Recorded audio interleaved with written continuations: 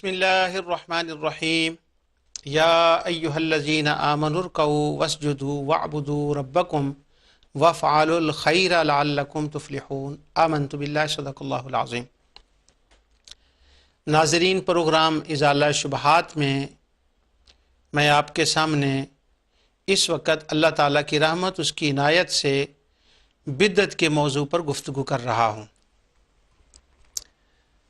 اس بدعت کے موضوع شروع کرنے سے پہلے میں نے قرأت علی القبور پر ایک طویل پروگرام کیا، اور چونکہ قرأت علی القبور کو بھی ہمارے دوست شبہ ڈالنے والے بدعت کے زمرے میں ہی لیتے کیا کہتے ہیں، تو اس لیے میں نے یہ مناسب جانا تھا کہ قرأت علی القبور کے بعد بدعت کے موضوع کو لیا جائے۔ بدعت کہہ دینا یہ ایک فیشن بن گیا ہے، ہر چیز کو بدعت وہ کہہ دیتے ہیں بلا سوچے سمجھے، جبکہ بدعت کا معنی کچھ اور ہے۔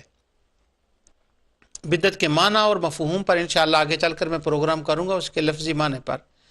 اب تک میں نے اللہ تعالیٰ کے سامنے جو پروگرام کیے ہیں وہ یہ تھا کہ بدعت ایک کوئی ڈراؤنا لفظ نہیں ہے، اور بدعت کا مطلب تو ایجاد ہے، اور ایجاد کا مطلب یہ ہے کہ ایجاد کرنے والا کون ہے اور ایجاد کیا ہے۔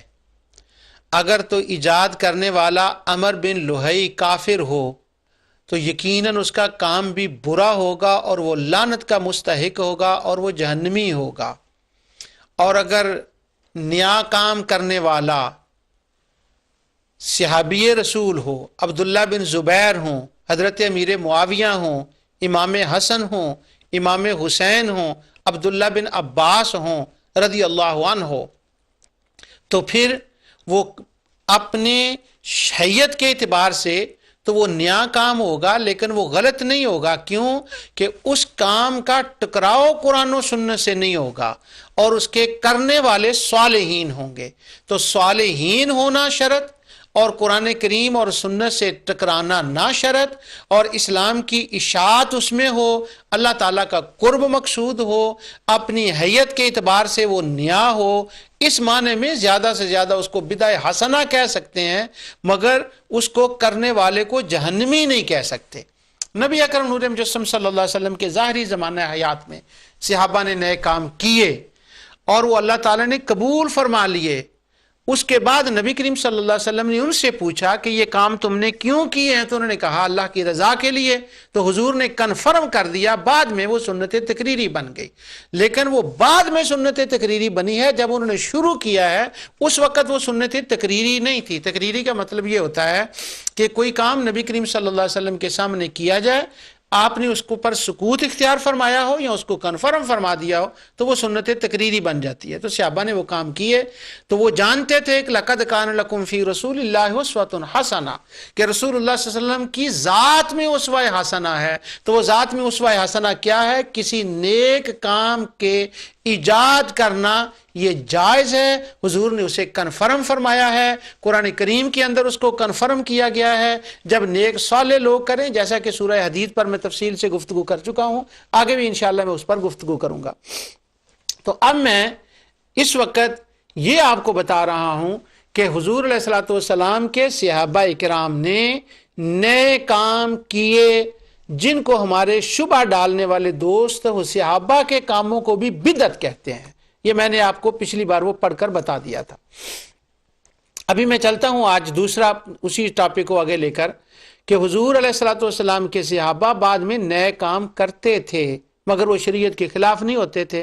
اور مفتی احمد یار خان نعیمی رحمۃ اللہ تعالی علیہ کے بقول کہ یہ سنت صحابہ ہے کہ نیا کام دین کی اشاعت کے لیے کیا جائے، جس طرح سے صحابہ کے کام قبول ہیں اسی طرح صحابہ کے ماننے والوں کے بھی کام قبول ہیں، لیکن شرط وہ میں نے پچھلی بار بھی بتائی تھی، پھر میں دہرا دیتا ہوں، کام ایجاد کرنے والے صالحین ہوں، کام قرآن و سنت کے مطابق ہو، وہ قرآن و سنت کے کسی حکم سے اخذ کیا گیا ہو، اس کی اصل اوریجن قرآن و سنت میں موجود ہو، لہٰذا اور اس میں دین کی اشاعت ہو، قرب الہی ہو، تو وہ کام جائز ہے، خواہ وہ حضور نے اس کے کرنے کا حکم دیا ہو یا نہ دیا ہو، اللہ تعالیٰ نے اس کے کرنے کا حکم دیا ہو یا نہ دیا ہو، مگر وہ ان احکام کے خلاف نہ جاتا ہو، اسی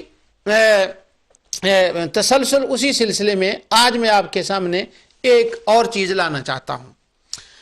وہ یہ ہے کہ نبی کریم صلی اللہ علیہ وسلم کے صحابہ نیا کام کرتے اور اسے وہ جائز سمجھتے۔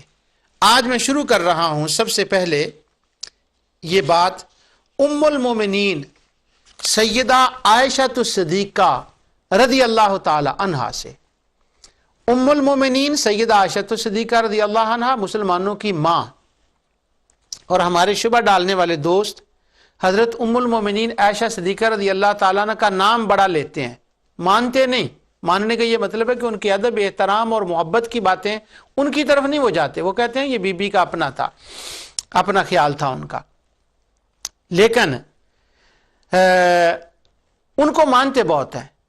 یہ میں نے جب سماع الموتیٰ پر گفتگو کر رہا تھا اس وقت میں نے آپ کو یہ بات بتائی تھی، تو میں دوبارہ یہ بات بتا دیتا ہوں آپ کو کہ ایک گجرات کے عالم دین، ان پر کی میں نے تقریر سنی نیٹ کے اوپر، تو انہوں نے حضرت عائشہ صدیقہ رضی اللہ عنہا اور حضرت ابوبکر صدیق کی بڑی تعریف کی کہ وہ حضور کی زوجہ مطہرمہ ہیں، وہ یہ ہیں، وہ فلاں ہیں، جو ان کی شان تھی انہوں نے بیان کی۔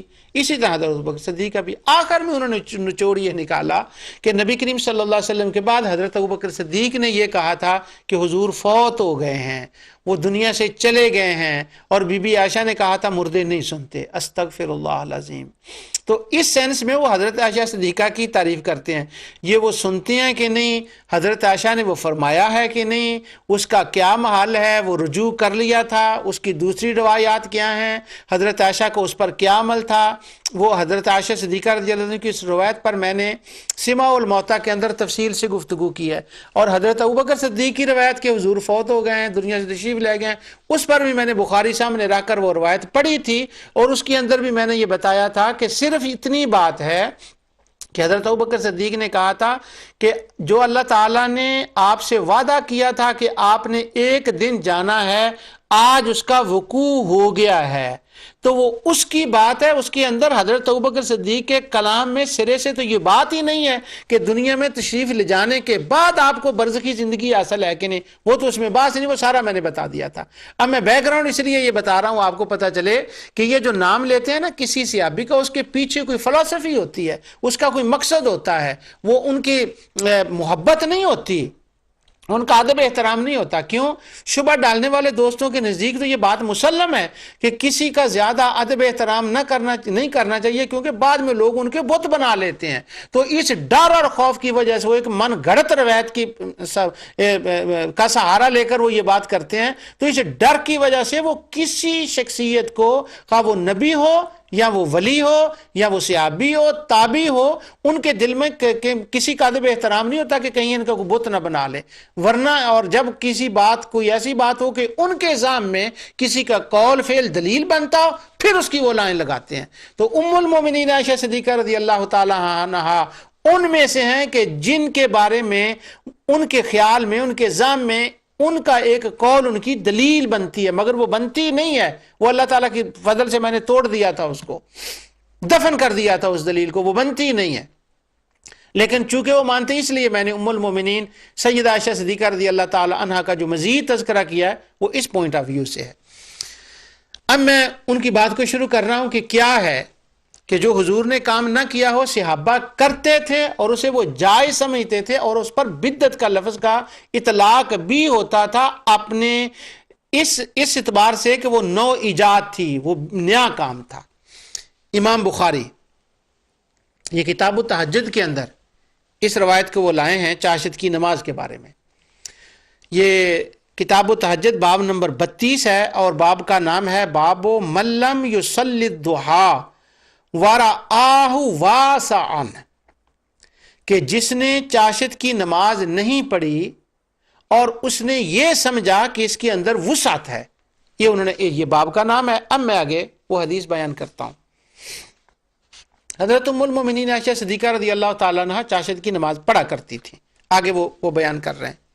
وہ فرماتے ہیں کہ حضرت عروہ کہتے ہیں کہ ان عائشہ رضی اللہ تعالی عنہا قالت ما رأيت رسول الله صلى الله عليه وسلم سبها سبحة الضحى وإني لأسبحها وإني لأسبحها۔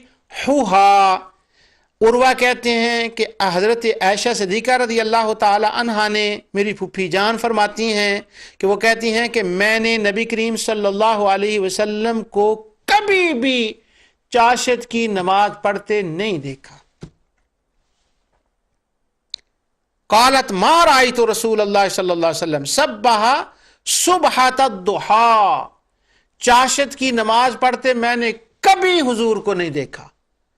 اس کا معنی یہ نکلا کہ ام المومنین کے علم کے مطابق، ان کی معلومات کے مطابق نبی کریم صلی اللہ علیہ وسلم نے چاشت کی نماز نہیں پڑھی تھی، مگر وہ اس کے باوجود فرما رہی ہیں کہ وَإِنِّي لَأُسَبِّحُهَا، مگر بے شک میں اس کو پڑھتی ہوں۔ اب ہے نفلوں کی بات۔ ام المومنین نے یہ کس بات سے اندازہ لگایا کہ جب حضور نے نہیں پڑھا تو میں کیوں پڑھوں؟ ہمارے یہ عبادات میں بدعات کتاب جو میرے ہاتھ میں ہے، علامہ البانی کی ہے، ابن باز کی ہے، یہ آل اعتصام کی، اور جتنی کتابیں ہمارے دوستوں کی شبہ ڈالنے والوں کو، سب میں یہ لکھا ہے کہ جہاں نفل حضور نے پڑھے وہاں تو نفل پڑھنے چاہیے، اور جہاں نبی کریم صلی اللہ علیہ وسلم نے نفل نہیں پڑھے وہاں وہ نفل نہیں پڑھنا چاہیے۔ حج میں نفل بدعت ہیں۔ کہاں حج میں نفل؟ اس کے وقت اسی کتاب کے صفحہ نمبر ہے 215 پر، اگر جب آپ احرام باندھتے ہیں تو احرام سے پہلے نفل پڑھنا بدعت۔ یہ عبد المنعم، حافظ زبیر العزئی، علامہ البانی کہتے ہیں بدعت ہے نفل۔ بھی نفل ہے نا، قیام کرنا ہے، سجدہ کرنا ہے، اللہ کا شکر ادا کر رہے ہیں۔ وہ کہتے ہیں نہیں، حضور نے نہیں پڑھے اس لیے ان کا پڑھنا بدعت ہے، حضور نے نہیں پڑھے تو وہ کہتے ہیں ہمارا مذہب تو کتاب و سنت ہے، تو جب کتاب و سنت میں نہیں آیا کہ نفل اس وقت پڑھیں تو پڑھنے بدعت ہو گئے۔ بھی سارا جہان پڑھ رہا ہے، وہ کہتے ہیں سارا جہان پڑھے پر ہے بدعت، کیوں؟ حضور نے نہیں پڑھے۔ اب میں بخاری سے آپ کو بتا رہا ہوں، سیدہ فرماتی ہیں ما رأیت رسول اللہ صلی اللہ علیہ وسلم سبح صبحۃ الضحیٰ، حضور نے نہیں پڑھے، وَإِنِّي لَأُسَبِّحُهَا، پر میں پڑھتی ہوں۔ اس کا مطلب یہ نکلا کہ ہوں نفل، خدا کی عبادت ہو، مگر اگرچہ حضور علیہ السلام نے نہ پڑھے ہوں، جیسا کہ ام المومنین کے علم کے مطابق انہوں نے نہیں پڑھے تھے۔ اگر صبح کے وقت حضور نے سفر سے آتے ہوئے یا مکہ میں کسی اور مقام پر پڑھے ہوں تو وہ دوسرے صحابہ کی بات ہے، ام المومنین کو اس کی خبر نہیں ہے۔ اب ان پر وہ سوال ہوتا ہے کہ جب حضور نے نہیں پڑھے تو آپ پڑھتی ہیں؟ انہوں نے کہا ہاں، تو کہیں گے چھوڑتے نہیں؟ وہ کہنے لگے، لوگوں نے کہا چھوڑو گے نہیں؟ انہوں نے کہا نہیں چھوڑوں گی۔ اب بخاری میں اتنی روایت ہے، اب اس کا میں مزید حساب کو موطا امام مالک سے بتاتا ہوں۔ امام مالک اس روایت کو لائے ہیں کتاب کا الصلاۃ فی السفر کے اندر۔ یہ پوری روایت پہلے تھے انہوں نے لکھی، وہ میں آپ کو دوبارہ نہیں دہراؤں گا کہ حضور نے نہیں پڑھے اور میں پڑھتی ہوں۔ اس کے بعد ان کے جو الفاظ امام مالک نے نقل کیے ہیں وہ فرماتی ہیں کہ انہا کانت تصلی الضحیٰ 8 رکعتان، حضرت ام المومنین عائشہ صدیقہ رضی اللہ تعالی عنہا 8 رکعت پڑھا کرتی تھیں چاشت کے۔ تو پھر کہنے لگیں ثم تقول لو نشر لی ابوایا ما ترکتہن، کہنے لگی میں یہ پڑھتی ہوں اگر میرے باپ حضرت ابو بکر صدیق اپنی قبر سے اٹھ کر آ جائیں اور وہ مجھے کہیں کہ صلاۃ الضحیٰ نہ پڑھو تو میں اپنے باپ کی بات بھی نہیں مانوں گی، میں 8 رکعت چاشت کے پڑھوں گی۔ اب یہ اس میں لفظ تو نہیں ہے لیکن اس سے نکلتا یہ ہے کہ کسی نے سوال کیا ہوگا، کسی نے پوچھا ہوگا کہ جب حضور نے نہیں پڑھے تو آپ کیوں اتنا اس کو کیوں پابندی سے پڑھ رہی ہیں؟ تو ام المومنین فرماتی ہیں نہ پڑھے ہو کوئی بات نہیں، کام تو ٹھیک ہے نا۔ وہ کہنے لگا اگر کوئی بھی منع کرے تو اس کے جواب میں وہ فرماتی ہیں، وہ فرمانے لگی لو نشر علی ابوایا، اگر میرے باپ ابو بکر بھی قبر سے نکل کر آ جائیں ما ترکتہن، میں تب بھی نہیں چھوڑوں گی۔ اب دوستو پھر دوبارہ سنیں نا جی، اگر حضور نے اپنا میلاد نہیں کیا، ان کی زندگی میں کتنے میلاد آئے، انہوں نے اگر کوئی چیز ہوتی یا ثواب کا کام ہوتا تو وہ کرتے۔ ام المومنین کے علم کے مطابق، یہ میں ذرا گہری بات کہہ رہا ہوں، ام المومنین کے علم کے مطابق، اس گہری کا میں آگے بتاؤں گا آپ کو کیا کہہ رہا ہوں، تو وہ میں سیف سائڈ کے طور پر پہلے ہی وہ لفظ میں کہہ رہا ہوں، سیف سائڈ کے طور پر۔ تو ام المومنین کے علم کے مطابق حضور نے نہیں پڑھے، وہ کہتے ہیں میں پڑھتی ہوں، میرا باپ بھی قبر سے آ جائے میں نہیں رکوں گی۔ اس کا معنی یہ ہوا کہ صحابہ کرام وہ کام کرتے تھے جو نبی کریم صلی اللہ علیہ وسلم نے کرنے کا نہ حکم دیا ہو اور نہ حضور نے کیا ہو، ان کے علم کے مطابق وہ کرتے تھے۔ پچھلے پروگرام میں میں نے آپ کو بتایا عبداللہ بن زبیر، حضرت معاویہ، حضرت امام حسن، حضرت حسین، حضرت عبداللہ بن زبیر، یہ تمام لوگ کعبے کے تمام کونوں کا ادب کرتے، دیواروں کا ادب کرتے، ہر چیز کا ادب کرتے، اور سارے ایسے کرتے جیسا بخاری کے حوالے سے میں نے بتایا۔ نہ اس کا خدا نے کرنے کا حکم دیا تھا، نہ رسول اللہ صلی اللہ علیہ وسلم نے حکم دیا تھا، نہ انہوں نے کیا تھا، مگر سبحان اللہ وہ صحابہ کرتے تھے، اس کا جس طرح سے ام المومنین عائشہ صدیقہ کرتی ہیں۔ اب آپ بھی ذرا اس پہ غور کر لیں، اور میں بھی سوچ رہا ہوں کہ ام المومنین نے یہ کیوں کیا، جب وہ کہہ رہی ہیں اور پھر ڈٹ رہی ہیں کہ نہیں رکوں گی اگرچہ میرا باپ بھی قبر سے نکل آ جائے۔ کیوں؟ کہ وہ جانتی تھیں کہ کام نیک ہے، نفل اسلام میں ایگزسٹ ہوتے ہیں، نفلی عبادت رسول اللہ صلی اللہ علیہ وسلم نے کی ہے، مگر ہر روز اس طرح سے کرنی حضور صلی اللہ علیہ وسلم نے ان کے علم کے مطابق نہیں کی تھی۔ جب حضور نے نہیں کی تھی تو کہنے لگی ہے تو نفل ہی نا، اللہ کے آگے جھک رہی ہوں نا، ہے تو یہی نا۔ یہی بات حافظ ابن حجر نے کہی ہے، امام سخاوی نے اس کا ذکر کیا، وہ آگے چل کر میں بیان کروں گا۔ وہ کہتے ہیں میلاد حضور نے نہیں منایا، صحابہ نے نہیں منایا، پر یارو ہے تو کار خیر، آقا کی، خدا کے یار کی باتیں ہوتی ہیں نا، حضور کی باتیں ہوتی ہیں نا، تو کیا ہوا؟ کیونکہ کام نیک ہے، کام اچھا ہے۔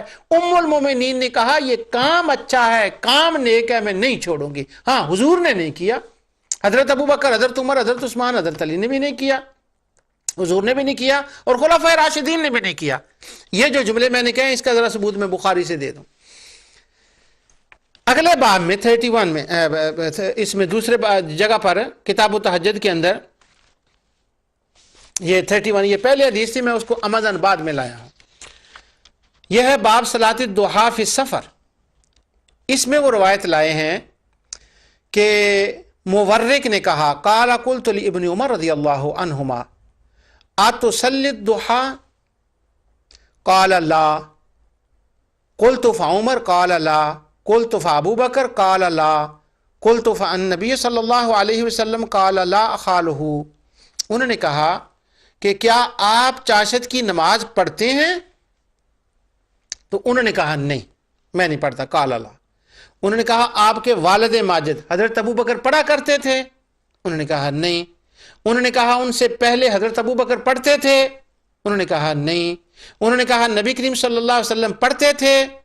قال لا قلت فالنبی صلی اللہ علیہ وسلم قال لا اخالہ۔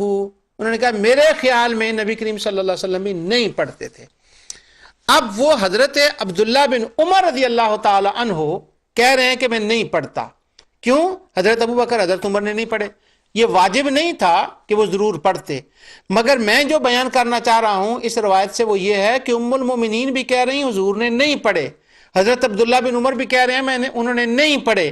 تو جب وہ سب کہہ رہے ہیں کہ نہیں پڑھے اور ام المومنین خود فرما رہی ہیں کہ نہیں پڑھے پر میں پڑھتی ہوں، اس سے پتہ چلا کہ نبی کریم صلی اللہ علیہ وسلم نے اگرچہ کوئی کام نہ کیا ہو، وہ صحابہ کرام اس کام کو کرنا جائز سمجھتے تھے۔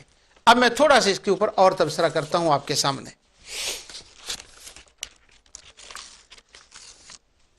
یہ بخاری کی روایت ہے اور مسلم کے اندر بھی کتاب الحج کے اندر اسی نماز چاشت کے بارے میں وہ کہتے ہیں، حضرت مجاہد کہتے ہیں دخلت انا و عروہ ابن زبیر المسجد فاذا عبداللہ بن عمر رضی اللہ عنہما جالسا الى حجرت عائشہ رضی اللہ تعالی عنہا واذا ناس يصلون في المسجد صلاة الضحى قال فسألناه عن صلاتهم فقال بدعہ۔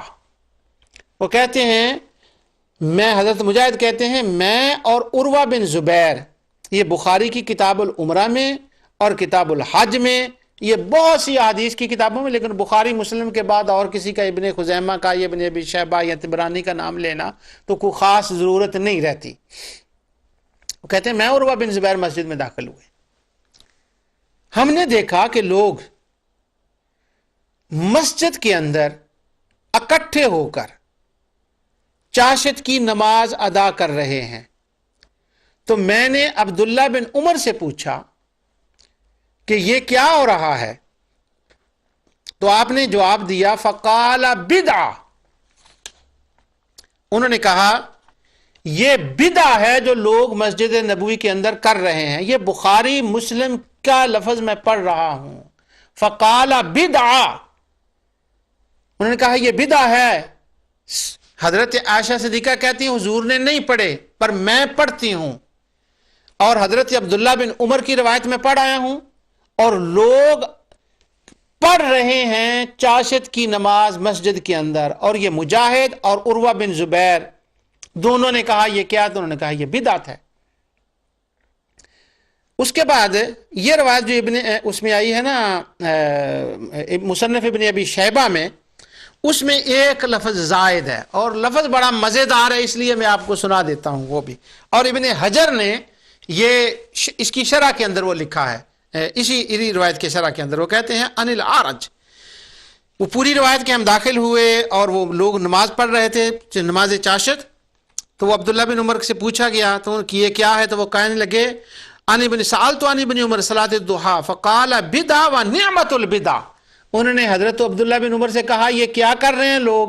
انہوں نے کہا یہ بدعت کا کام کر رہے ہیں، پر چھوڑیں اس بدعت کو، ایسی بدعت نہ سمجھیں، یہ ونعمت البدع ہے، یہ اچھی بدعت ہے، اچھی بدعت ہے، اچھی بدعت ہے۔ کیا ام المومنین عائشہ صدیقہ بھی پڑھتی تھی؟ یہ لوگ بھی مسجد نبوی کے اندر پڑھ رہے ہیں، اور حضرت عبداللہ بن عمر اس کو بدع حسنہ فرما رہے ہیں، نعمت البدع، نعم العبد انہ اواب۔ وہ بعض لوگ کہتے ہیں نعمہ کا مطلب تو اچھا نہیں ہوتا، تو اللہ تعالیٰ فرماتا ہے نعم العبد، یہ ایوب میرا کتنا اچھا بندہ ہے، تو نعمہ کا مطلب اچھا ہوتا ہے، نعمت البدع، ان کا بدع ہے۔ اس کا معنی یہ نکلا کہ نماز چاشت کا پڑھنا عبداللہ بن عمر کے نزدیک بدع حسنہ تھا، لوگوں کا اکٹھا ہو کر مسجد میں اس طرح سے پڑھنا، وہ اس طرح سے حضرت عبداللہ بن عمر کے نزدیک یہ بدعہ تھا۔ اب یہ جو دونوں صاحب ہیں تابعی، عروہ بن زبیر اور حضرت مجاہد، یہ عبداللہ بن عمر سے جب انہوں نے یہ سوال پوچھا تو انہوں نے کہا نا نعمت البدع، یہ بدعہ ہے، تو انہوں نے بات وہیں ختم کر دی۔ پھر انہوں نے دوسرا سوال آگے کیا، وہ کہنے لگے اچھا یہ بتائیں کہ نبی کریم صلی اللہ علیہ وسلم نے عمرے مدینہ منورہ سے کتنے کیے ہیں وہاں جا کر؟ انہوں نے اس کو جواب دے دیا 4 عمرے کیے ہیں۔ اب یہ دونوں بھی واپس آ گئے اور عبداللہ بن عمر کا کلام بھی ختم ہوا۔ اب میں آپ سے پوچھتا ہوں، اگر آپ کا ہمسایہ ہوتا وہاں پر جو ہر وقت بدعہ بدعہ بدعہ بدعہ بدعہ بدعہ کی بات کرتا ہے، تو وہ عبداللہ بن عمر کو کیا کہتا؟ کہتا حضرت آپ نے حضور کی حدیث نہیں پڑھی، کل بدعۃ دلالہ کل دلالۃ فی النار، ہر بدعت گمراہی ہے اور ہر بدعتی جہنم میں ہے۔ تو یہ جس کو آپ بدعہ کہہ رہے ہیں، مان رہے ہیں، اور آپ خاموشی سے مسجد نبوی شریف کے اندر حجرہ مبارک کے ساتھ بیٹھے ہوئے ہیں، کیونکہ اس کے اندر ہے کہ جالس الی حجرۃ النبی صلی اللہ علیہ وسلم، آپ حجرے کے ساتھ ٹیک لگائے ہوئے بیٹھے ہیں، آپ ان کو روک نہیں رہے، یہ جہنمی ہو رہے ہیں۔ یہ میں آپ کے ہمسائے کی بات کر رہا ہوں، یہ تو جہنمی ہو رہے ہیں، آپ روک نہیں رہے ان کو، خاموشی سے بیٹھے ہوئے ہیں۔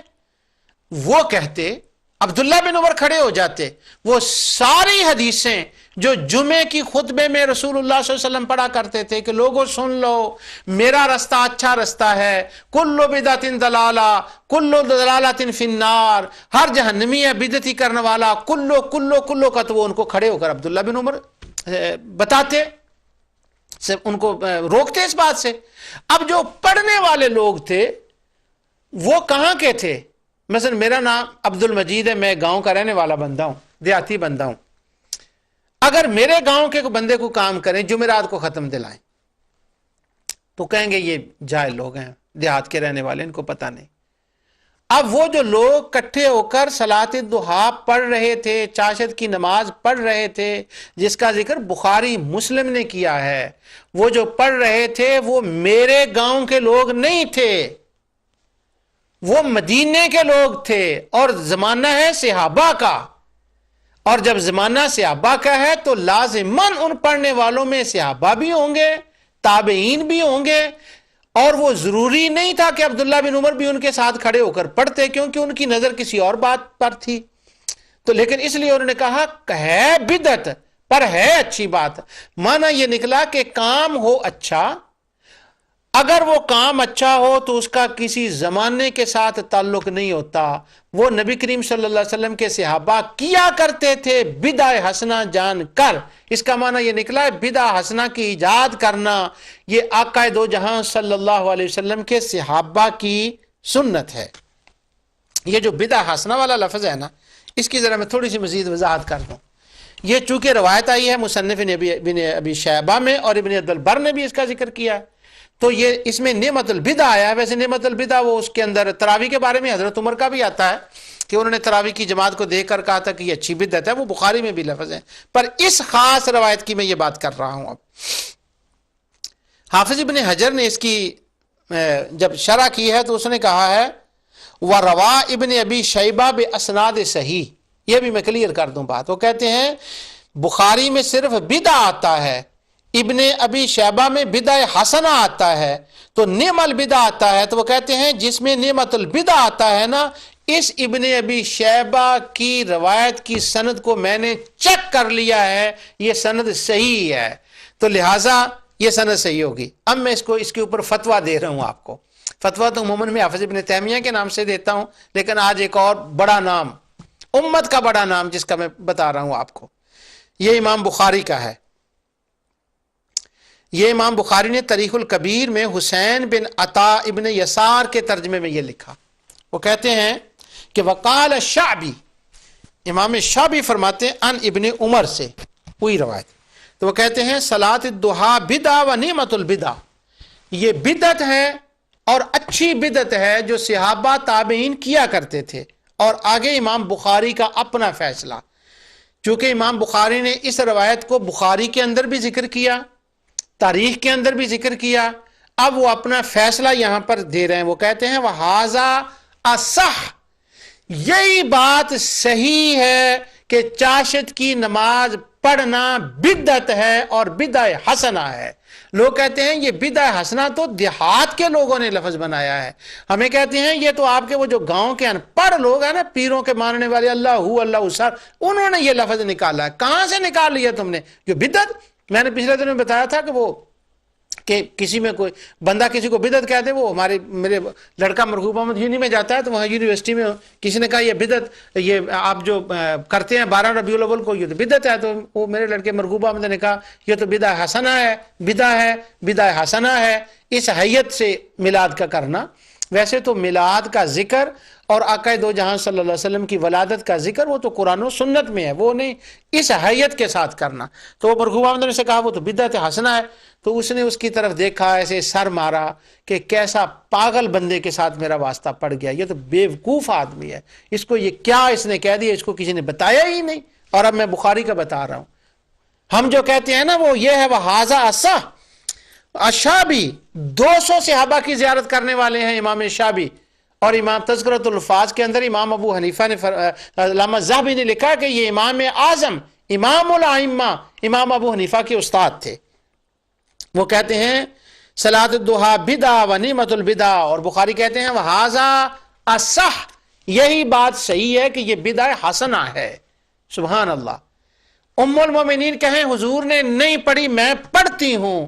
عبداللہ بن عمر کہیں لوگ پڑھتے ہیں، ابو بکر عمر نے نہیں پڑھی پر لوگ پڑھتے ہیں، نیا کام ہے، پر نیا کام، ہر نیا کام برا ہی نہیں ہوتا۔ وہ کہنے لگے ٹھیک ہے نیا کام ہے، بدعہ حسنہ ہے، میلاد ہے نیا کام ہے، سید کے ساتھ نیا کام ہے، بدعہ حسنہ ہے۔ وہ اگر تراویح بدعہ حسنہ بن جائے، ہر روز تراویح جماعت کے ساتھ پڑھنا وہ بدعہ حسنہ ہو اور یہ بدعہ حسنہ ہو، جب یہ ساری باتیں بدعہ حسنہ بنتی ہیں، ساری بدعہ حسنہ بن جاتی ہیں، تو کیا میلاد اپنی حیت کے اعتبار سے جس میں ذکر رسول ہو وہ بدعہ حسنہ پر اگر ہم کہیں اس کو بدعہ حسنہ تو ہمیں وہ دنیا حیران ہوتی ہے شبہ ڈالنے والے دوست کہ یہ بدھو کہاں سے آگے، ان کو کیا پتا کہ یہ کیا بات کر رہے ہیں۔ تو بدعہ حسنہ کا، اور امام بخاری کہتے ہیں یہی بات صحیح ہے کہ نماز چاشت کرنا بڑھنا بدعہ حسنہ ہے۔ بعض میرے دوست ناظرین جو ازالہ شبہات سننے والے ہیں، ان کے ذہن میں ایک بات کھٹک رہی ہے، وہ مجھے پتا ہے، اس کا میں ازالہ کرتا ہوں اللہ تعالیٰ کی رحمت سے، یہ بات میں پوری کر لوں۔ اب حافظ ابن قیم نے زاد المعاد کے اندر، اسی صلاۃ الضحیٰ کے اندر، جب انہوں نے کتاب الصلاۃ کے اندر نمازوں نوافل کا ذکر کیا ہے تو اس کے اندر حافظ ابن قیم نے یہ لکھا ہے، کہتے ہیں سمعت ابن عمر، وہی شابی والی روایت انہوں نے کیا کہ ما ابتدع المسلمون افضلا صلاۃ من الضحیٰ، وہ کہتے ہیں حافظ ابن قیم کے میں لفظ پڑھ رہا ہوں، وہ کہتے ہیں کہ مسلمانوں نے جتنے بھی نئے کام بدعتیں شروع کی ہیں ان میں بہترین بدعت، افضل بدعت، یعنی ٹاپ کی بدعت جو نیا کام ہے، ٹاپ کی بدعت وہ نماز چاشت ہے۔ یہ زاد المعاد کے اندر حافظ ابن قیم نے پہلی جلد میں صلاۃ الضحیٰ کے اندر لکھا۔ یارو ہمیں اب کوئی بندہ تو اتنا مرد میدان بنے، وہ زاد المعاد لے اور جا کر کسی بندے کو یہ دکھا دے کہ یارو بدعت ہر بدعت وہ بری نہیں ہوتی۔ امام بخاری لکھ رہے ہیں، وہ کہتے ہیں زیادہ صحیح ہے کہ یہ بدعت ہے، بدعت حسنہ ہے، تو بدعت حسنہ کا وجود ہوا۔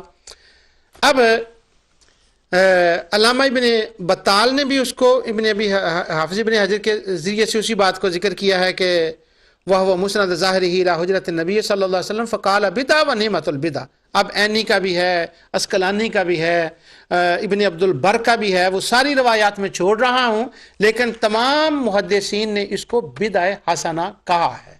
اس کا معنی یہ نکلا کہ صحابہ کرام نبی کریم صلی اللہ علیہ وسلم کے دنیا سے تشریف لے جانے کے بعد نئے کام کرتے تھے جو حضور نبی کریم صلی اللہ علیہ وسلم نے نہ کیے ہوں۔ میں نے پچھلے پروگرام میں یہ بات بتا دی تھی، شاید کسی کے ذہن میں پتہ نہیں اس نے کسی نے سنا ہے کہ نہیں، وہ اتھارٹی کی بات ہو جاتی ہے کہ کوئی یہ سوچے وہ صحابہ تھے نا، وہ تو کر سکتے تھے، آپ تو نہیں نا میلاد کر سکتے۔ یہ قاعدہ جلیلہ ہے میرے ہاتھ میں دوبارہ پڑھ دیتا ہوں، میں اس کو 1000 بار بھی پڑھوں تو مجھے یہ کم لگتا ہے۔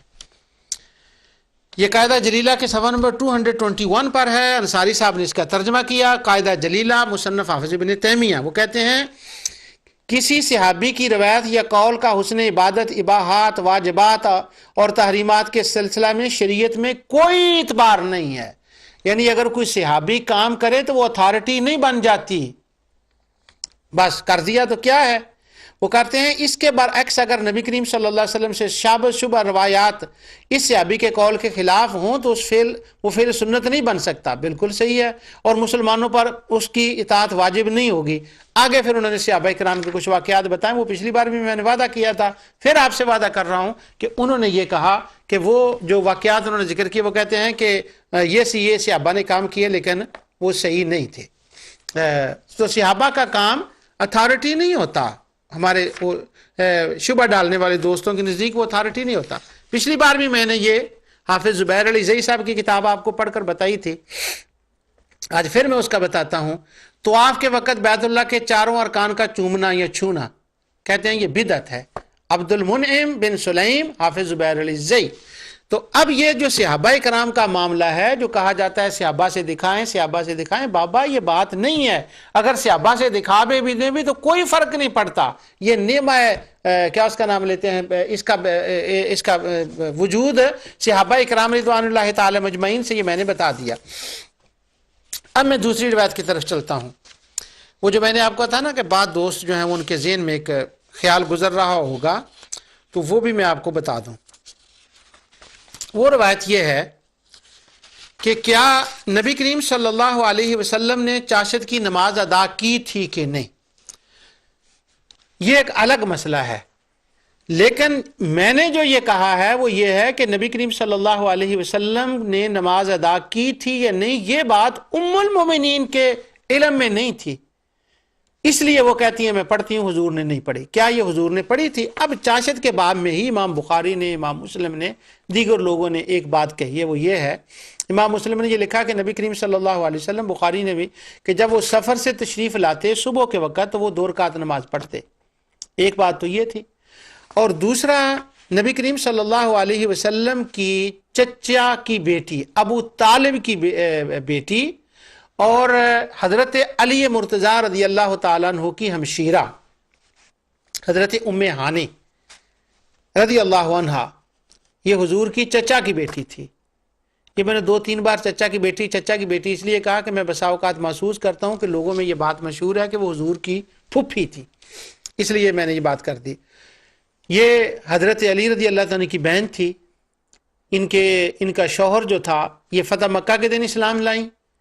ان کا شوہر جو تھا حبیرہ اس کا نام تھا، وہ بھاگ کر نجران چلا گیا اور حالت کفر پر اس کی موت ہوئی، تو وہ ایمان نہیں لایا تھا، تو یہ ایمان لائی تھی، تو یہ نبی کریم صلی اللہ علیہ وسلم ان کے گھر میں تشریف لے جایا کرتے تھے۔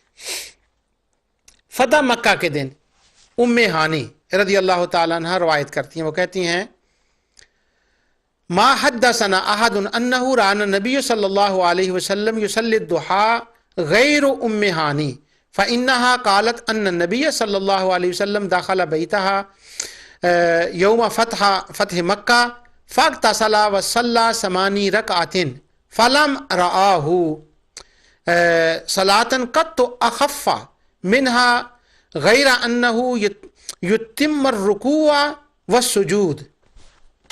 ام ہانی فرماتی ہیں کہ، اور یہ بات ہے کہ اس روایت کی راویہ صرف ام ہانی ہے، یہ بخاری نے بھی ذکر کیا، علامہ استیاب کے اندر نے ابن اسیر نے بھی ذکر کیا، جن لوگوں نے لکھا نا ام ہانی کا تذکرہ، تو وہ کہتے ہیں یہ ایک واحد صحابیہ ہیں جو یہ روایت کرتی ہیں کہ نبی کریم صلی اللہ علیہ وسلم نے جب مکہ فتح کا دن تھا تو وہ فرماتی ہیں کہ حضور علیہ الصلوۃ والسلام کو انہوں نے دیکھا کہ نبی کریم صلی اللہ علیہ وسلم فتح مکہ کے دن وہ ان کے گھر میں گئیں، تو حضور علیہ الصلوۃ والسلام نے غسل کیا اور 8 رکعت نماز پڑھی۔ اس سے استدلال کیا جاتا ہے کہ نبی کریم صلی اللہ علیہ وسلم نے نماز پڑھی، صلاۃ الضحیٰ جو ہے وہ پڑھی، مگر اس روایت کا سوائے ام ہانی سے کسی اور صحابی نے روایت نہیں کیا۔ اب ام المومنین سیدہ عائشہ الصدیقہ رضی اللہ تعالیٰ عنہا جو تھیں، ان کے اعتبار سے، ان کے حساب سے تو اس روایت کا ان کو علم نہیں تھا، مگر وہ سختی سے کہہ رہے ہیں کہ حضور نے نہیں پڑھی مگر میں پڑھتی ہوں۔ اور تمام محدثین اس کے بعد عبداللہ بن عمر، امام بخاری، وہ یہ کہہ رہے ہیں کہ یہ نیا کام ہے، بدعہ حسنہ۔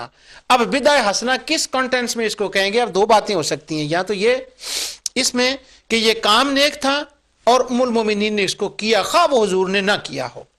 دوسری بات یہ ہے کہ اس کو ایک دن اگر نبی کریم صلی اللہ علیہ وسلم نے ادا کیا ساری زندگی میں، ام ہانی کی روایت کے مطابق صرف فتح مکہ کے دن، اور وہ بھی مکہ کے اندر، اب سنت یہ بنتی تھی کہ کوئی بندہ مکہ جائے، جب اس کی مکہ مکرمہ میں حاضری ہو تو وہاں غسل کرے، حج عمرہ کے بعد غسل کرے۔ یہ میں کوئی کنفیوز نہ ہو جائے کہ حج کے بعد ساتھ یہ بھی کام کرنا ہے، حج کے میں بتا رہا ہوں کہ اس روایت کے مطابق سنت یوں بنے گی کہ جب کوئی مکہ مکرمہ میں حاضر ہو حج عمرہ کے بعد کسی دن وہ غسل کرے، اور غسل کرنے کے بعد 8 رکعت پڑھ لے، یہ سنت بنے گا۔ یہ سنت نہیں بنے گا کہ ہر روز 8 رکعت نماز پڑھی جائے صلاۃ الضحیٰ کی، یہ سنت نہیں بنے گا۔ اب یہ کیا بنے گا؟ ام المومنین نے جو کام کیا وہ کیا بنے گا، اس کو کیا نام دیں گے؟ تو یہ امام بخاری کے، میں دوبارہ لفظ پڑھتا ہوں، وہ کہتے ہیں صلاۃ الضحیٰ بدعہ و نعمت البدعہ اور وہذا اصح۔ امام بخاری کہتے ہیں یہی بات صحیح ہے۔ اب ان کے علم میں ہونا یہ اور بات ہے کہ ان کے علم میں یہ بات تھی کہ نبی کریم صلی اللہ علیہ وسلم نے پڑھا، اور یہ بات جو تھی یہ حضرت ام ہانی کو اس کا تھا علم، اور کسی کو اس کا علم نہیں تھا، اس لیے وہ جو کرتے تھے ان کے حساب سے وہ بدعہ حسنہ ہی بنتی تھی۔ یہ وہ واقعات تھے جو نبی کریم صلی اللہ علیہ وسلم کے دنیا سے تشریف لے جانے کے بعد صحابہ کرام نے کیے۔ اگر یہ جائز نہ ہوتا تو وہ کیوں کرتے؟ یہاں پر میں امام مسلم کے یہ الفاظ بتا دوں کہ وہ صحابہ کرام کو یہ جرت کیسے ہوئی کہ وہ یہ کریں آپ کے حساب سے؟ انہوں نے کیوں کیے جب حضور نے کیا تھا؟ اس کا ایک سبب تھا۔ یہ روایت ہے کتاب العلم کے اندر اس وقت سے میں پڑھ رہا ہوں، امام مسلم نے اس کو کتاب الزکوٰۃ کے اندر بھی بیان کیا، اور امام مسلم نے اسے کتاب العلم کے اندر بھی بیان کیا۔ وہ روایت یہ ہے، امام مسلم کا باب دیکھیں، باب کا نام ہے من سنّ سنتن حسنتن او سیئہ ومن دعا الی ہدا او ضلالہ۔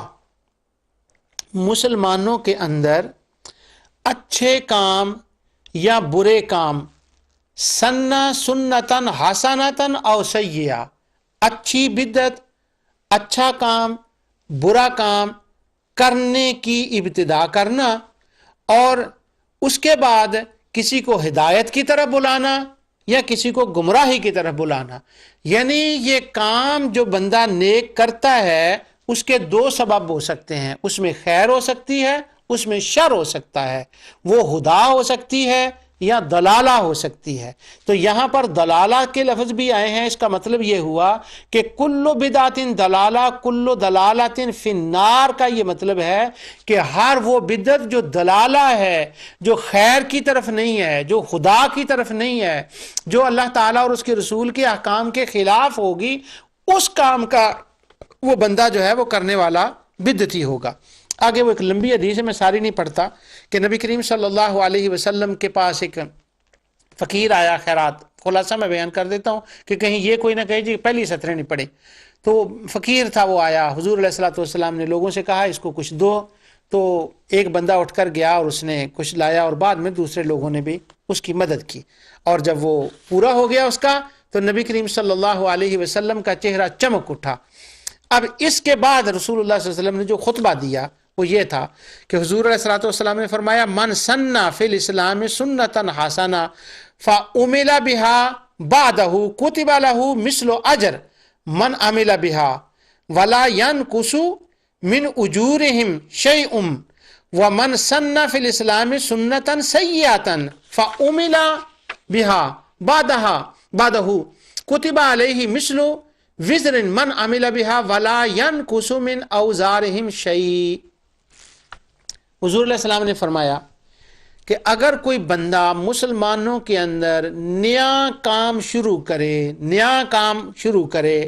اور ہو سنتن حسنہ، جو نیا کام ہے نا، جو نیا طریقہ، نو ایجاد جو ہے وہ جو شروع کرے گا سنتن حسنہ، تو ہو وہ اچھا، اور پھر کیا ہوگا کہ اس کو اس کا اجر ملے گا، اور جو بعد میں لوگ آئیں گے اگر وہ اس کو فالو کر لیں تو اس کو بھی ان کا اجر ملے گا۔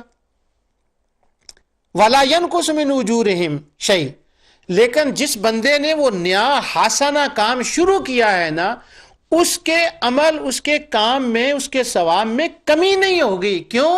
وہ اللہ ہے، عنایت فرمانے والا اللہ ہے، رحمت کرنے والا اللہ ہے، اس کے خزانوں میں کوئی کمی ہے وہ اسے بھی دے گا، اور جو اس کام پر بعد میں عمل کریں گے اسے بھی دے گا۔ اس کی شرح میں امام نووی نے، دیگر محدثین نے لکھا یہ بدع حسنہ کا جواز اس حدیث سے نکلتا ہے، اور یہی وجہ تھی کہ صحابہ کرام نے وہ کام کیے جن کا میں ذکر کر رہا ہوں، آگے بھی ذکر کروں گا اگلے پروگراموں میں بھی، اور کچھ کا میں ذکر کر رہا ہوں۔ اور باقی رہا وَمَنْ سَنَّ فِي الْإِسْلَامِ سُنَّةً سَیئَةً، ہاں برا کام اگر کوئی کرے تو فَعُمِلَ بِهَا بَعْدَهُ كُتِبَ عَلَيْهِ مِثْلُ وِزْرِ مَنْ عَمِلَ بِهَا، وہ جو برا کام کرے گا اس کے پیچھے جو لوگ اس پہ عمل کریں گے ان کو بھی اس کا گناہ ہوگا، اور جس نے شروع کیا اس کا بھی گناہ ہوگا۔ اب یہاں سے بدع حسنہ اور بدع سیئہ کا کنسپٹ نکل آیا۔ جب ہم ام المومنین عائشہ صدیقہ رضی اللہ تعالیٰ عنہ کے عمل کو دیکھتے ہیں، نماز چاشت کو، تو یہ حسنہ ہے۔ جب ان صحابہ کرام جنہوں نے عبداللہ بن عمر کے سامنے پڑھا، جن کو عبداللہ بن عمر نے بدع حسنہ کہا، وہ حسنہ بنتا ہے۔ اور کوئی بندہ اگر برا کام شروع کر دے، ایجاد کر دے، تو اس کے اندر وہ جو برا کام ہے اس کو بھی گناہ ملے گا، اور جو اس کو شروع کرے گا اس کا بھی گناہ ملے گا۔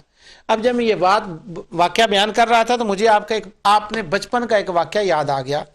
اس وقت میں نے قرآن شریف حفظ کر لیا تھا اور میں قرات پڑھتا تھا۔ میرے استاد سے قاری محمد یوسف صدیقی صاحب رحمۃ اللہ تعالی علیہ، اللہ تعالیٰ ان کی قبر پہ کروڑا رحمت نازل فرمائے، وہ میرے قرات کے استاد تھے۔ اس زمانے میں جہاں میں پڑھتا تھا، شرک پور شریف کے اندر میں نے حفظ کیا تھا، بعد میں باقی بھی کچھ وہاں رہا، حاضری رہی وہاں مدرسے کے اندر بھی۔ اس زمانے میں شرک شریف کے اندر کوئی سینما نہیں تھا، سینما جس کو کہتے ہیں نا، سینما نہیں تھا، کوئی فلم نہیں تھا۔ اس زمانے میں وہ ایک کچی ٹاکی چلتی تھی، اس کو کچی ٹاکی کے پکی ٹاکی کہتے تھے، کہ وہ سینما میں اس طرح سے تھا، وہ ایک دن ہوتا اور لوگ چلے جاتے۔ وہاں کا ایک شرک شریف کا بڑا با اثر بندہ تھا اس زمانے میں، اس نے کہا میں یہاں سینما بناتا ہوں۔ تو اس بندے نے کوئی اجازت لینی پڑتی ہوگی حکومت سے، تو اس نے اجازت لی۔ وہ با اثر بندہ تھا، بڑا افسر بھی تھا، غالباً سی ایس پی افسر تھا وہ۔ یہ 35 سال پرانی میں آپ کو بات بتا رہا ہوں۔ یہ نور ٹی وی الحمدللہ شرک شریف میں بھی جاتا ہے اور لوگ دیکھتے ہیں، تو جب یہ شرک شریف کے لوگ دیکھیں گے تو وہ میری اس بات کی گواہی دیں گے۔ تو شرک شریف کے اندر سینما نہیں تھا۔ اس بندے نے جو بڑا با اثر تھا، اس نے کہا میں بناتا ہوں، اس نے اپنی جگہ میں سینما بنانا شروع کر دیا۔ تو شرک شریف کا سالانہ عرس آ گیا، تو عرس کے اوپر علماء نے تقریریں کی، اور اس میں یہ قرارداد پاس ہوئی کہ یہ بزرگوں کی سرزمین ہے، یہاں سینما نہیں ہونا چاہیے، یہاں تو لوگ آتے ہیں حصول برکت کے لیے، مسلمانوں کا شہر ہے، تو یہاں کیوں یہ سینما بنایا جاتا ہے۔ اس وقت میرے شیخ حضرت میاں غلام احمد صاحب رحمۃ اللہ تعالی علیہ نے یہ حدیث جو ابھی میں نے پڑھی ہے، یہ مسلم سے حدیث پڑھی، آج سے 35-36 سال پہلے کی بات ہے۔ تو انہوں نے جب یہ حدیث پڑھی تو انہوں نے اس حدیث کا اس طرح سے پڑھا، انہوں نے کہا وَمَنْ سَنَّ فِي الْإِسْلَامِ سُنَّةً سَيِّئَةً فَعُمِلَ بِهَا بَعْدَهُ كُتِبَ عَلَيْهِ مِثْلُ وِزْرٍ مَنْ عَمِلَ بِهَا وَلَا يَنْقُصُ مِنْ أَوْزَارِهِمْ شَيْئًا، کہ جو برا عمل شروع کرتا ہے، برا کام شروع کرتا ہے، نیا کام شروع کرتا ہے، اسے بھی گناہ، اور بعد میں جو اس کو فالو کریں گے اس پر بھی گناہ۔ تو میاں صاحب رحمۃ اللہ علیہ نے یہ مثال دی، وہ کہنے لگے یہ بدعہ سیئہ ہے۔ وہ فرمانے لگے یہ سینما یہاں نہیں تھا، یہ نئی ایک ایجاد ہے، یہ بدعہ ہے، یہ نیا کام ہو رہا ہے۔ اب سینما بنانے والے کو بھی اس کا گناہ ہوگا، کیونکہ فحاشی کے پروگرام ہوں گے فلموں کے اندر جس طرح ڈراموں میں ہوتا ہے، اور یہ وہ ہوں گے، اور جو لوگ جا کر دیکھیں گے ان کو بھی گناہ ہوگا۔ تو انہوں نے اس بندے کو مخاطب کیا جو وہ بتا رہا تھا، فرمانے لگے میں تمہیں حضور علیہ الصلوۃ والسلام کی حدیث بتا رہا ہوں، یہ سینما نہ بنا، بند کر دے، کیونکہ یہ بدعہ سیئہ ہے، اور جب تک تو رہے گا تیرا سینما رہے گا، بعد میں لوگ اس کو دیکھتے رہیں گے، اس وقت تک تمہیں اس کا گناہ ملتا رہے گا، کیونکہ یہ بدعہ سیئہ ہے۔ کسی بندے نے غلط فلمیں ایجاد کر دی، کوئی غلط پروگرام ایجاد کر دیے، یہ بدعہ سیئہ ہے۔ اس کا ایجاد کرنا، اس کے بارے میں حکم ہے کل بدعۃ ضلالہ، وہ دلالہ کی بات ہے، یا اس سے ذرا آگے بڑھ کر بھی۔ وہ بڑھ کر میں نے اس لیے کہا ہے کہ میں نے پچھلے پروگرام میں بھی آپ سے وعدہ کیا تھا کہ یہ بدعت کے اندر انشاءاللہ یہ جو احادیث پڑھی جاتی ہے نا بدعت کے بارے میں، رد بدعات میں، اور سامنے رکھا جاتا ہے اس کو میلاد کو، ختم کو، جمعرات کو، اور پھر وہ حدیثیں پڑھ دی جاتی ہیں بغیر سوچے سمجھے۔ میں انشاءاللہ آگے چل کر احادیث کی کتابوں سے وہ حدیثیں پڑھوں گا، اور پھر یہ میں بتاؤں گا کہ یہ حدیثیں کن کا رد کر رہی ہیں، اور بدعہ سیئہ کیا ہوتی ہیں، اور وہ پوری حدیث کا کنٹینٹس کیا ہے۔ جب پیچھے سے آپ حدیث یہاں سے شروع کریں پڑھنے کی تو 3-4 حدیثیں آئیں گی، اور چوتھی آگے جا کر وہ کلو بدعتن آئے گا، کلو دلالتن آئے گا، پھر فی النار آئے گا، پھر پتہ چلے گا کہ وہ لسٹ ہے وہاں پر کہ یہ کام کرنے بدعت ہیں، اور ان کاموں کا کرنے والا جہنمی ہے، وہ لسٹ ہے اس کے اندر۔ لیکن ہم کیا کریں، ہمارے شبہ ڈالنے والے دوست جو ہیں ان کی پرابلم یہی ہے کہ وہ قرآن کی آیت بھی پڑھتے ہیں تو ایک ٹکڑا، نہ وہ مکی آیت کو دیکھتے ہیں نہ مدنی آیت کو دیکھتے ہیں، نہ اسے اگلی آیتیں نہ پچھلی آیتیں، اور جب حدیث پڑھتے ہیں تو پھر بھی ایک ٹکڑا، حالانکہ کلو بدعت دلالہ یہ کسی حدیث کا ٹکڑا نہیں ہے اکیلا، نہیں، اس سے ایک تسلسل آ رہا ہے، کوئی بات ہو رہی ہے پیچھے سے، اور پھر میں وہ بتاؤں گا انشاءاللہ۔ تو آج یہ میں بتا رہا ہوں، اس وقت میں بتاؤں گا وہ بدعہ سیئہ کا لفظ کیا ہے، لیکن آج میں بتا رہا ہوں کہ ہاں حسنہ نبی کریم صلی اللہ علیہ وسلم کے بعد صحابہ کرام رضوان اللہ تعالی مجمعین نے نئی باتیں کی، اور وہ کی ان کے لیے وہ اس کا ایک میں بات آپ کو بتاتا ہوں یہاں سے پہلے، یہ آسان سی ہے، پہلے میں یہ بتا دیتا ہوں۔ امام مسلم نے کتاب الجمعہ کے اندر یہ لکھا، وہ کہتے ہیں ان نبی صلی اللہ علیہ وسلم کان یخطب قائما یوم الجمعۃ ثم یجلس ثم یقوم فیکتب قائما فمن نبأک انہ کان یکتب جالسا فقد صلی فقد کذب واللہ صلیت ما اکثر من الف صلاۃ۔ وہ حضرت جابر بن عبداللہ رضی اللہ عنہ فرماتے ہیں کہ نبی کریم صلی اللہ علیہ وسلم جب جمعہ پڑھاتے، خطبہ ارشاد فرماتے، تو وہ کھڑے ہوتے اور پھر بیٹھ جاتے، یعنی یہ خطبہ پڑھ کر پھر دوسرا خطبہ پڑھنے کے لیے کھڑے ہو جاتے۔ اور حضرت ابو بکر خطب رسول اللہ صلی اللہ علیہ وسلم، آگے وہ مصنف ابن ابی شیبہ کی روایت ہے کہ قائمن و ابو بکر قائمن و عمر قائمن و عثمان قائمن و اول من جلس علی المنبر معاویہ بن ابی سفیان۔ پہلے لوگ بیٹھ کر خطبہ دیتے تھے، حضور بھی بیٹھ کر خطبہ دیتے تھے، حضرت ابو بکر بھی کھڑے ہو کر خطبہ دیتے تھے، ابو بکر عمر عثمان سب سے پہلے جس نے بیٹھ کر خطبہ دیا، اولا من جلس علی المنبر معاویہ ابن ابی سفیان، وہ حضرت معاویہ ہیں۔ میں نے پچھلے درس میں کہا حضرت معاویہ کا بڑا خاص وجہ ہے، ان کا نام میں نے چن کر یہ روایتیں لائے ہیں حضرت معاویہ کے لیے۔ حضرت معاویہ رضی اللہ تعالیٰ عنہ بیٹھے، اب حضرت معاویہ رضی اللہ عنہ جب بیٹھے، اگر نبی کریم صلی اللہ علیہ وسلم نے جو کام کیا ہے ہاں وہ افضل ہے، لیکن چونکہ آپ نے منع نہیں کیا تھا، اس پر کوئی وعید نہیں آئی تھی، اس لیے حضرت معاویہ رضی اللہ عنہ بیٹھ گئے۔ اور کیا یہ منبر پر بیٹھنا کیا ہے؟ اب محدثین کا فیصلہ سنیں۔ آگے کہتے ہیں المنبر یوم الجمعہ و اول من قعد معاویہ، ابن شیبہ کی دوسری روایت، وہ کہتے ہیں کہ اس پر بیٹھنا سب سے پہلے حضرت معاویہ بیٹھے۔ قال الجلوس علی المنبر یوم الجمعہ بدعہ، وہ کہتے ہیں سب سے پہلے منبر پر بیٹھ کر خطبہ حضرت معاویہ نے دیا اور یہ بدعہ ہے، یہ نیا کام ہے۔ اب حضرت امیر معاویہ رضی اللہ تعالیٰ کا زمانہ جو تھا وہ صحابہ اکرام کا زمانہ تھا، تابعین کا زمانہ تھا۔ جب وہ بیٹھے اور اس کام کو وہ بدعت بھی کہہ رہے ہیں، تو کیا ان کا فرض نہیں بنتا تھا وہ کھڑے ہو کر کہتے یہ تو دلالہ ہے اور تم تو جہنمی ہو گئے ہو، یہ تو کام اللہ نے نہیں کیا، حضور نے کیا، حضور نے تو دین کامل کر دیا، تو یہ کیا تم نے کیا؟ تو وہ جانتے تھے کہ حضرت امیر معاویہ رضی اللہ تعالیٰ عنہ اگر بیٹھے ہیں تو ان کا بیٹھنا بدعہ ہے، مگر بدعہ حسنہ ہے، اس کا بیٹھنا جائز ہے۔ حالانکہ نبی کریم ہاں دوسرے صحابہ کو اس سے اتفاق کرنا ضروری نہیں تھا۔ اگر عبداللہ بن عمر یا کوئی اور صحابی کہتے کہ افضل یہ ہے کہ نبی کریم صلی اللہ علیہ وسلم کھڑے ہوئے تھے، حضرت ابو بکر حضرت عمر کھڑے ہوئے تھے، افضل یہ ہے، تو ان کا کہنا حق بجانب تھا۔ کیوں؟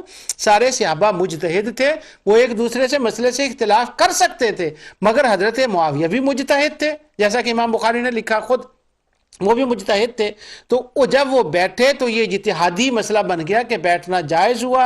اب صحابہ کرام رضوان اللہ تعالی مجمعین میں سے یہ دوسرا کام تھا۔ اب میں ختم کر رہا ہوں، بالکل اخیر میں وہ وقت پہنچ گیا، مجھے اشارہ ہو گیا ہے، یہ بعد میں اس کا زیادہ تفصیل سے بتا دوں گا۔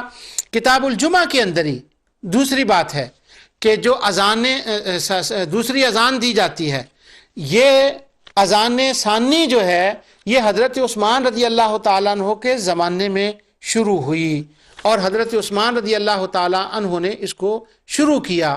اور حضرت عبداللہ بن عمر رضی اللہ تعالیٰ عنہ بیان فرماتے ہیں کہ الاذان الاول یوم الجمعہ بدعہ فقال ابن عمر بدعہ، وہ کہنے لگے کہ یہ جمعے کی جو اذان ہے یہ بدعہ ہے، مگر ہے نیک کام، ہے نیک بدعہ۔ اس کا مطلب یہ ہوا کہ اگر کوئی نیا کام ہو تو صرف وہ نئے کام کرنے سے، وہ نئے ہونے کی وجہ سے وہ کام بدعت نہیں ہو جائے گا، بلکہ دیکھا یہ جائے گا کہ کام وہ قرآن اور سنت اور حدیث کے خلاف ہے کہ نہیں۔ اگر تو وہ قرآن اور حدیث اور سنت کے خلاف نہیں ہے تو نیا ہونا کوئی بات نہیں۔ صحابہ اکرام رضوان اللہ تعالی مجمعین اسی طرح کیا کرتے تھے اور ان کے ہاں یہ جائز تھا۔ یہ چند باتیں تھیں جو میں نے آپ کے سامنے صحابہ اکرام رضوان اللہ تعالی مجمعین کے حوالے سے کی ہیں۔ حافظ زبیر علی زئی صاحب نے عبادات میں بدعات اور عمر بن عبد المنعم نے اس کے بارے میں یہ لکھا کہ آج کل اس اذان کا ترک کر دینا بہتر ہے، کیونکہ جس وجہ سے اس کا اضافہ ہو گیا تھا وہ ختم ہو گئی ہے، اور ہمارے وہ کہتے ہیں کہ نو آموز لوگوں نے یہ جرت کی ہے کہ اس کو کہا ہے کہ اذان بدعت قرار دیا ہے۔ حالانکہ ان کا یہ کہنا کہ یہ ان پڑھ جاہل لوگ ہیں جنہوں نے اس کو بدعت قرار دیا ہے، وہ عبداللہ بن عمر ہیں جنہوں نے اس کو بدعہ حسنہ کہا ہے۔ جو کچھ میں نے کہا اللہ تعالیٰ اسے قبول فرمائے۔ وما علیہ الا البلاغ۔